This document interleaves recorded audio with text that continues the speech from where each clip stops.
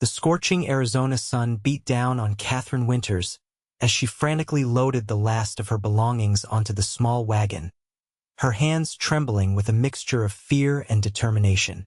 Behind her, the charred remains of what was once her home smoldered in the midday heat, black smoke curling toward the cloudless blue sky, a stark reminder of the life she was being forced to leave behind. "Mama, are we ever coming back?" 6-year-old Emma tugged at Catherine's dusty skirt, her small face streaked with dirt and tears.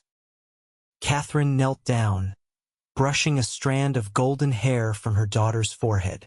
"I don't know, sweetheart," she replied honestly, her voice barely above a whisper. The truth was there was nothing left to come back to.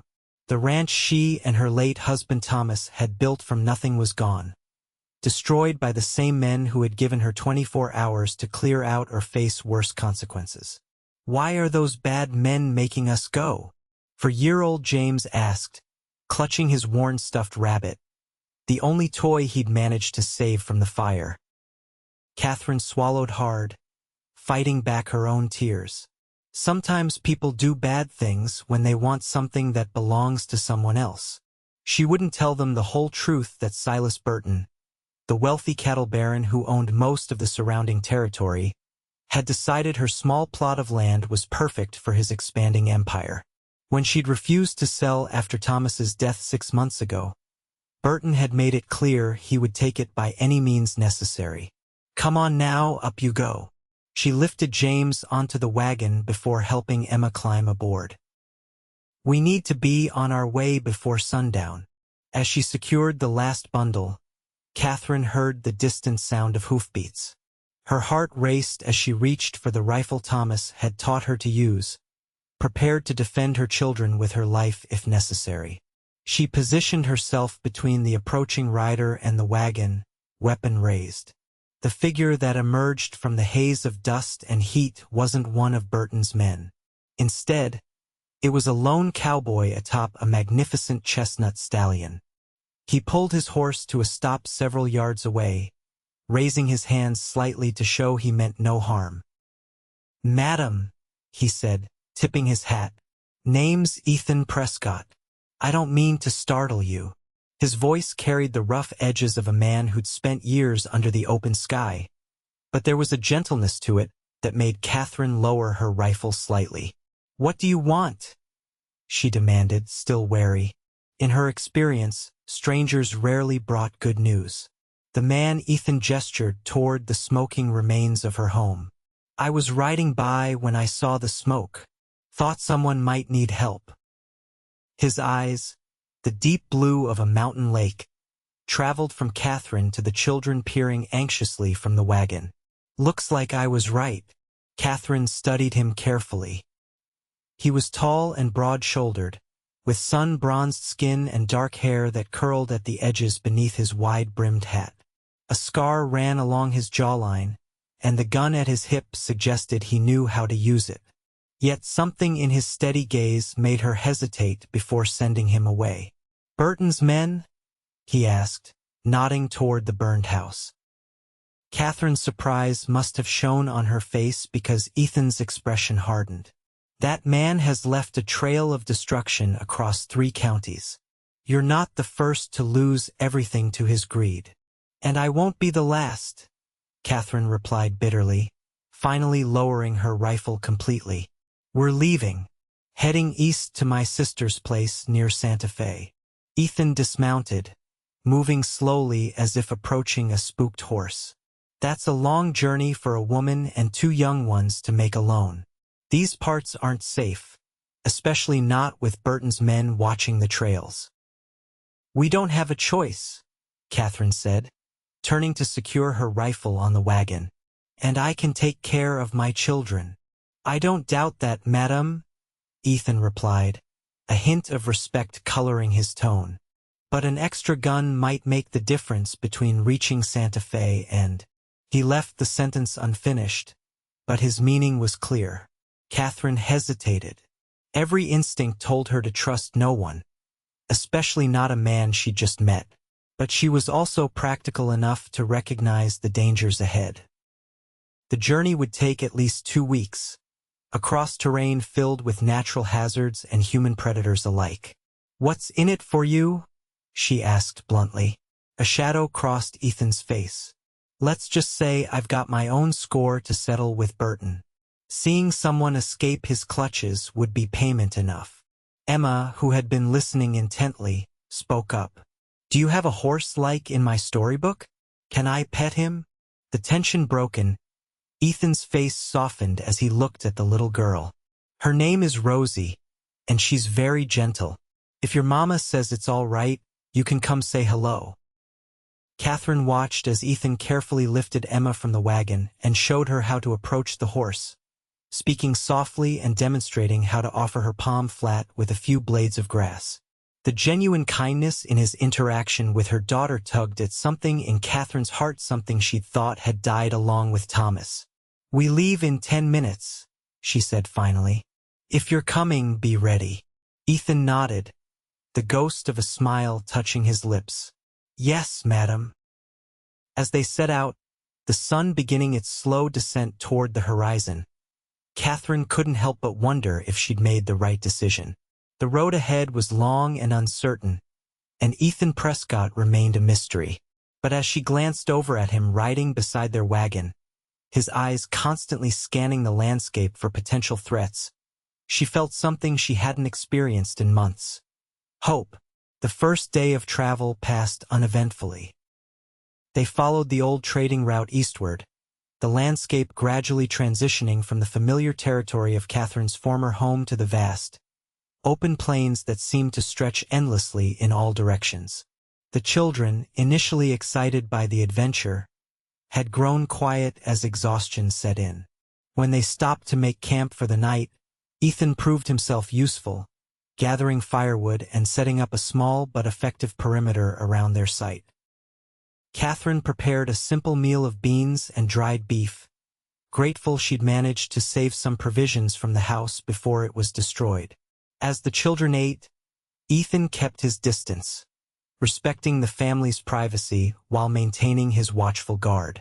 Catherine found herself studying him when he wasn't looking, the way he moved with quiet efficiency, the gentle manner in which he treated his horse, the distant look in his eyes when he gazed toward the horizon. "Why do you hate Mr. Burton so much?" she asked later, after the children had fallen asleep in the wagon. They sat by the fire, the night sounds of the wilderness surrounding them. Ethan was silent for so long that Catherine thought he might not answer. When he finally spoke, his voice was low, barely audible above the crackling flames. "I had a brother, younger than me by 2 years. Nathan was the smart one, always had his nose in a book, dreaming of becoming a doctor someday." His fingers absently traced the scar along his jaw. "Our parents died when we were young, so it was just us. I worked the ranches, saved every penny so he could go to medical school back east." Catherine watched the play of emotions across Ethan's face, illuminated by the firelight. Nathan came home after finishing his studies, set up a small practice in a town called Willow Creek. He was the only doctor for 50 miles. Ethan paused, his jaw tightening. Burton wanted to build a railroad through the town. Most folks were against it, would have destroyed their homes, businesses. Nathan organized them, helped them stand together against Burton's plans. "What happened?" Catherine asked softly, though she suspected she already knew the answer. "Fire," Ethan said simply. Middle of the night, Nathan's clinic burned to the ground with him inside, along with 3 patients too sick to leave their beds. He looked up, meeting Catherine's gaze with eyes that reflected both grief and rage. Official report called it an accident, but everyone knew who was responsible. "I'm sorry," Catherine said, reaching across the space between them to touch his arm briefly. "Thomas, my husband, he died 6 months ago. Pneumonia. That's when Burton started pressuring me to sell." "You held out longer than most," Ethan observed. Catherine looked toward the wagon where her children slept. "It wasn't just my home. It was theirs too. The only place they've ever known." Thomas and I built it together, dreaming of passing it down to them someday. Her voice caught. I thought I could protect what he left us. You protected what matters most, Ethan said, nodding toward the children. Land can be replaced. They can't. They fell into a companionable silence, each lost in their own thoughts. Catherine felt a strange comfort in sharing the fire with this man who understood loss in a way few others could. For the first time since Thomas's death, she didn't feel entirely alone in her grief. As the fire died down to embers, Catherine rose to check on the children. Thank you, she said quietly, for riding with us. Ethan nodded, his expression unreadable in the shadows. Get some rest, Mrs. Winters. I'll keep watch. True to his word, when Catherine awoke before dawn, she found Ethan still awake, his back against a rock, rifle across his knees. Their eyes met briefly in the gray light of early morning, and an unspoken understanding passed between them. Whatever lay ahead, they would face it together. The next few days settled into a rhythm. They traveled from sunrise until the heat became too intense, rested during the hottest part of the day, then continued until dusk. Ethan proved to be not just a protector but a capable companion, teaching James how to identify animal tracks and showing Emma which wild berries were safe to eat. Catherine found herself watching their interactions with a mixture of gratitude and something deeper she wasn't ready to name. Thomas had been gone such a short time, and her grief was still raw. Yet there was something about Ethan's quiet strength that called to her, reminding her that her heart, though wounded, was still capable of feeling. On the 5th day, disaster struck. As they forded a river swollen by recent rains, one of the wagon wheels caught on a submerged rock. The current, stronger than anticipated, pushed against the side of the vehicle, threatening to topple it. Hold on, Catherine cried to the children as she struggled with the reins, trying to keep the horses steady. But the wagon lurched dangerously, water beginning to seep through the floorboards. In an instant, Ethan was there, urging his horse alongside the wagon. Pass me the children, he shouted over the rush of water. Without hesitation, Catherine lifted James, then Emma, into Ethan's strong arms. He settled them securely in front of him on his saddle before turning his attention back to Catherine and the increasingly unstable wagon. Jump, he called, extending his hand toward her. The wagon's going to tip. Catherine hesitated, looking at their belongings, all that remained of their former life. But one glance at her children's frightened faces made the decision easy. She grabbed Ethan's outstretched hand just as the wagon began to tip, allowing him to pull her onto his horse behind him. They made it to the opposite bank just as the wagon overturned completely, their possessions swept away by the current. Catherine watched helplessly as the last physical connections to her past life disappeared downstream. I'm sorry, Ethan said quietly as they stood dripping on the riverbank. The children huddled against Catherine's skirts. We should have scouted a better crossing. Catherine shook her head, fighting back tears. We're alive. That's what matters. She knelt to embrace her children, reassuring them even as her own heart sank at the thought of continuing their journey with nothing but the clothes on their backs. Ethan ran a hand through his wet hair, surveying their situation. There's a town about half a day's ride from here, Copper Creek. We can get supplies, maybe another wagon. With what money? Catherine asked, suddenly realizing that the small pouch of coins she'd managed to save was now at the bottom of the river. Everything we had was in that wagon. Ethan met her gaze steadily. I have some saved. Enough to get what we need. Catherine straightened her shoulders, pride warring with practicality. I won't take charity. It's not charity, Ethan replied, a hint of frustration in his tone. It's one person helping another in a time of need. Isn't that why we're traveling together in the first place?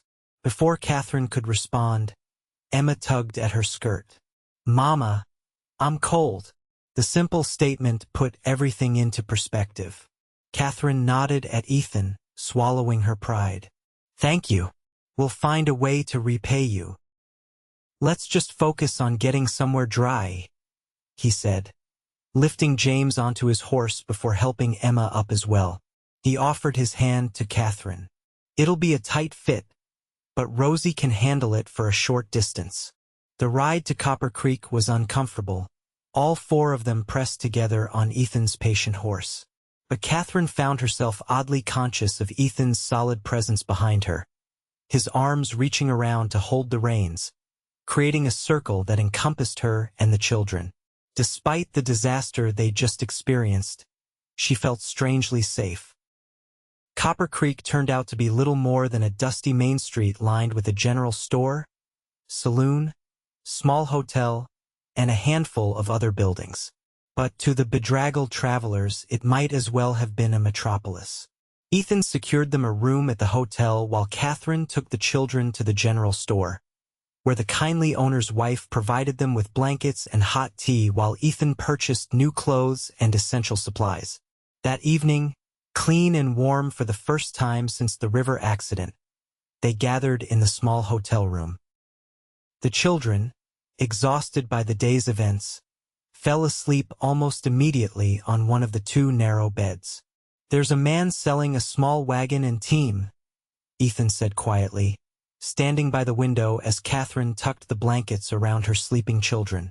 "Nothing fancy, but it'll get us to Santa Fe." Catherine turned to face him, suddenly overwhelmed by the day's events and Ethan's unfailing support. "Why are you doing all this? You could have left us at the river, continued on your own."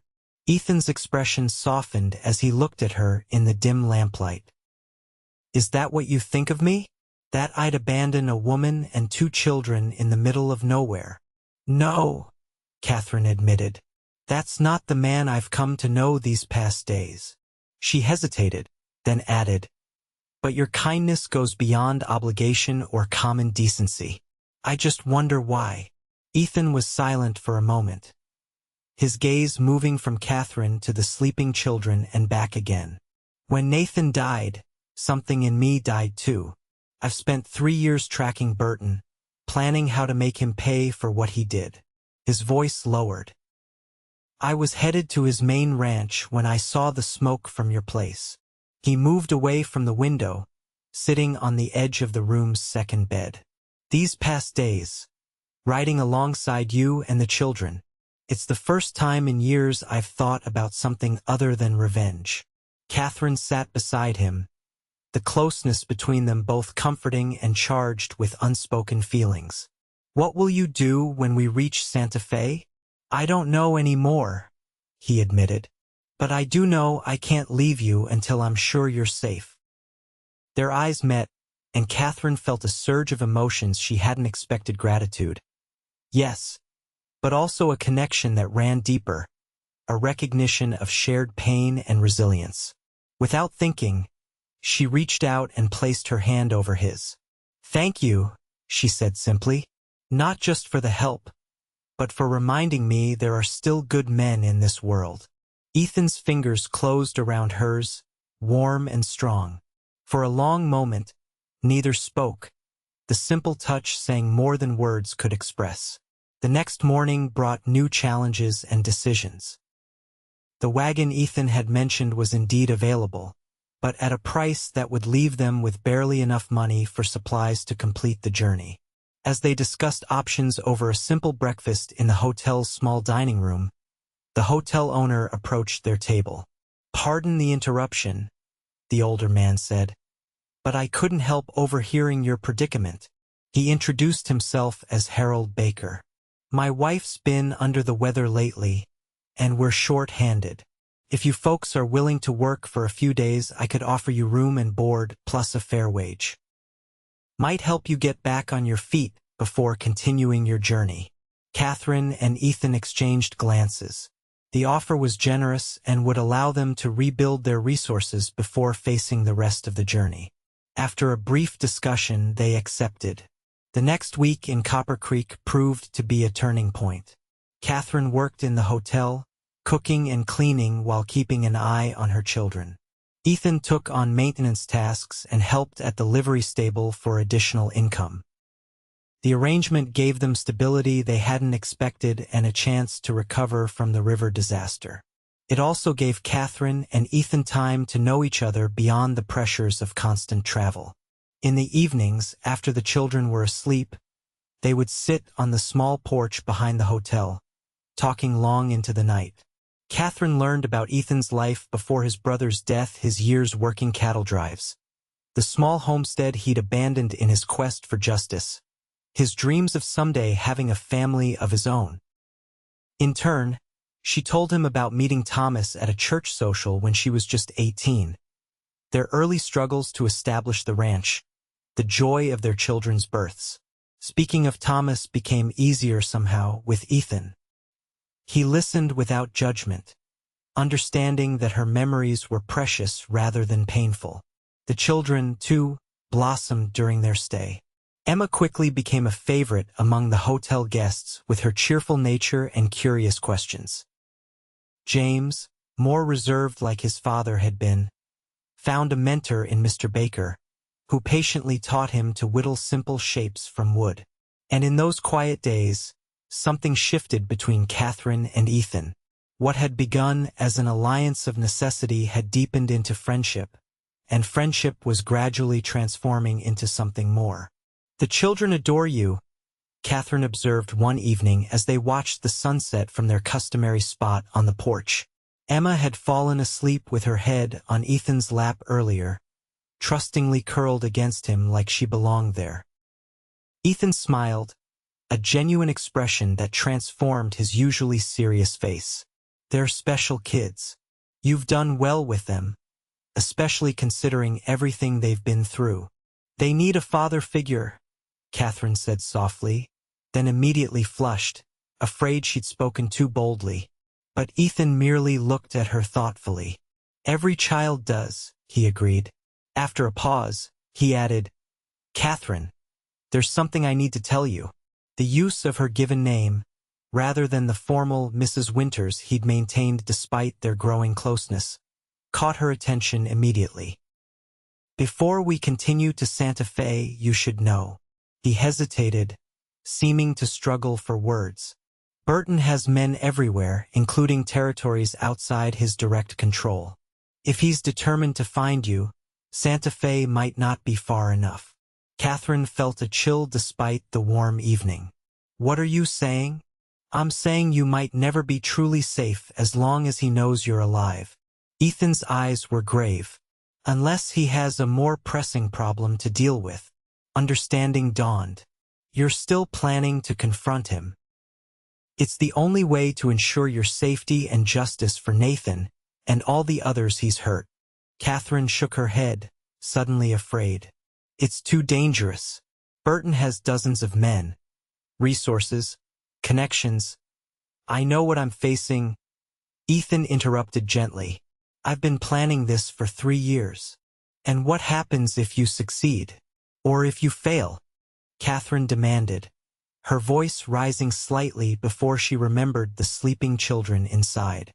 More quietly, she continued, "Either way, I may never see you again." The admission hung between them, revealing feelings neither had openly acknowledged until that moment. "Is that something that would matter to you?" Ethan asked carefully, his eyes searching hers. Catherine took a deep breath.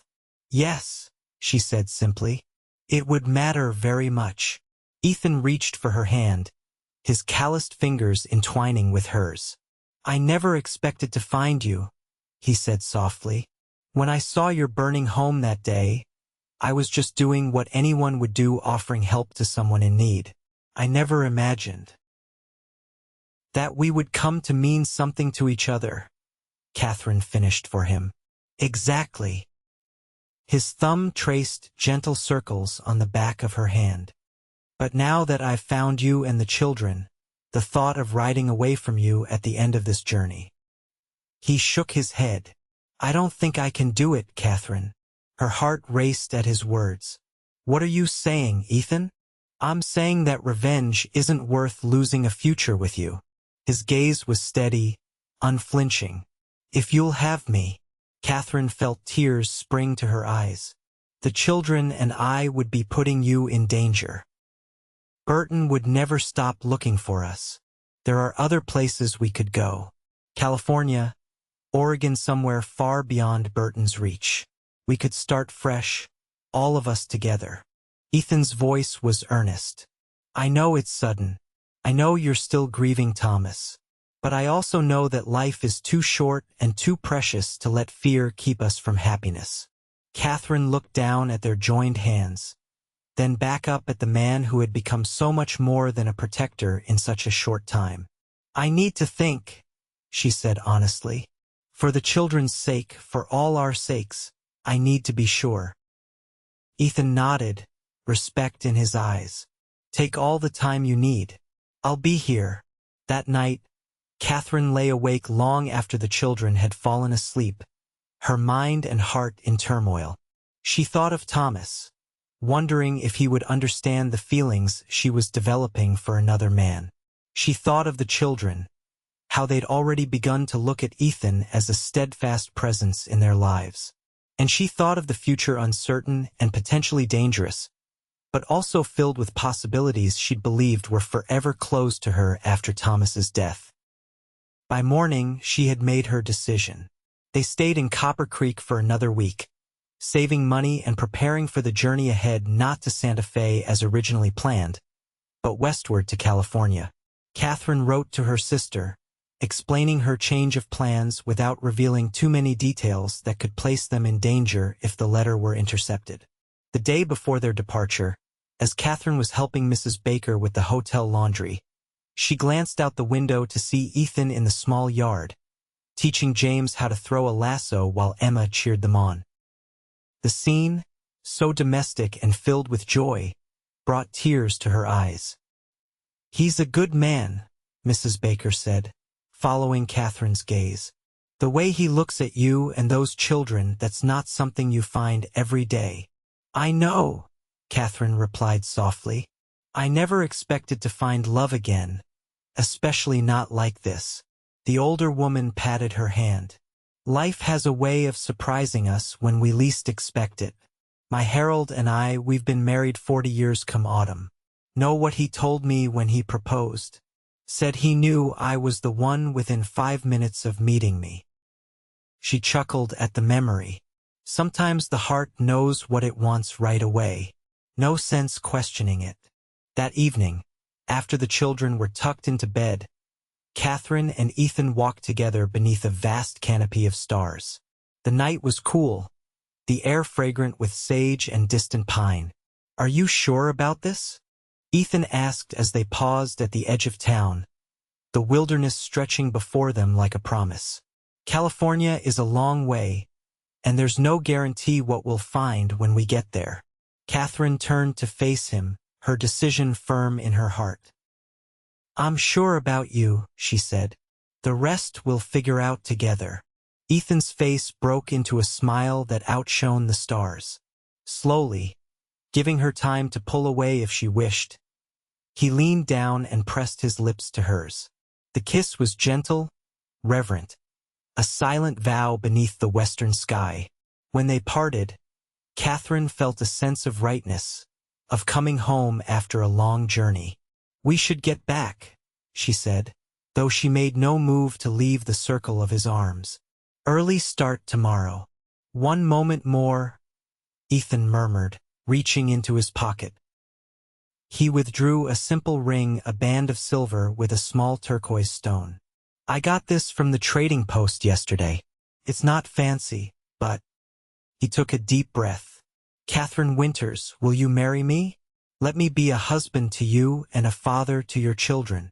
Catherine looked at the ring, then at the man holding it, a man who had ridden beside her when she'd lost everything, who had protected her family without asking anything in return, who had shown her that her heart still had the capacity to love. Yes, she whispered, extending her hand. Yes, I will marry you, Ethan Prescott. As he slipped the ring onto her finger, Catherine knew they faced an uncertain road ahead.